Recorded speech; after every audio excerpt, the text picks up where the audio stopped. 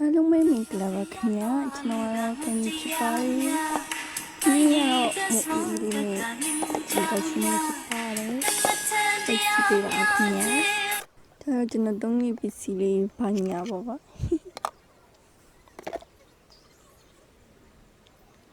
ကမကြီးဘုံလေးကတော့အစုပ်လေးဖြစ်ပါတယ်ကျွန်တော်ဒီချိုးသွားနေပြီဖြစ်ပါတယ်ဒီတောင်အောက်ကိုကျွန်တော်ရေချိုးတာဒီတောင်လေးမှာအောက်ထဲကိုဆင်းပြီးတော့ချိုးရတာပေါ့နော်ချိုးပါဖက်တယ်တော်ထဲမှာဆိုတော့ဒီလိုပဲပေါ့နော်ဒီအောက်မှာစီးနေရဲ့ချောင်းတိတိလေးရှိပါတယ်မွေးရထားတော့ရှင်နေချော်လေးလောကူ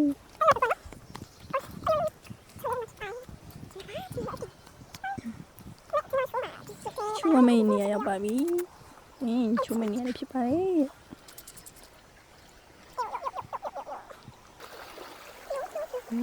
ကျွန်တော်ကတော့မလကားပြီးသွားနေပါပြီမကတိချွေးလိုက်ပါအောင်ခင်ဗျာ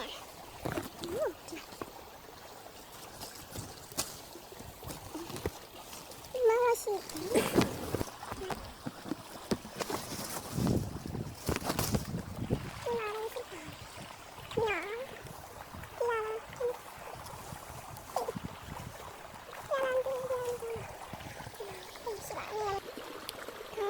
ကတိတက်နေချင်ပါဖြစ်ပါတယ်။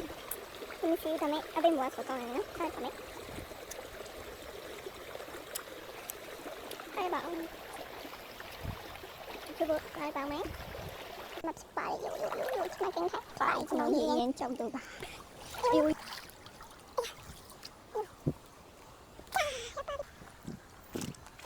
ဒီချူလုပ်တိုင်းပေါ်နော်ကျွန်တော်ပြန်တက်ပါတော့မယ်။ဒီလာချူဒါလေးကတော့ဝှချင်ပြောက်တယ်ဆိုလို့စိတ်ထားပေါ့နော်ဆေးကျက်သွန်ဆိုတယ်အလာတော့ကတော့ဆင်းခဲ့ရပါမယ်အပြင်ကြတော့တက်ရပါတယ်ပြန်ရောက်ပါပြီခင်ဗျာဒီတော့ချူပြီးတော့ပြီဆိုတော့နည်းနည်းပါပါစကင်ကင်မဲ့ပေါ့ဗျာဝှချင်နေရှိဘာပြနေ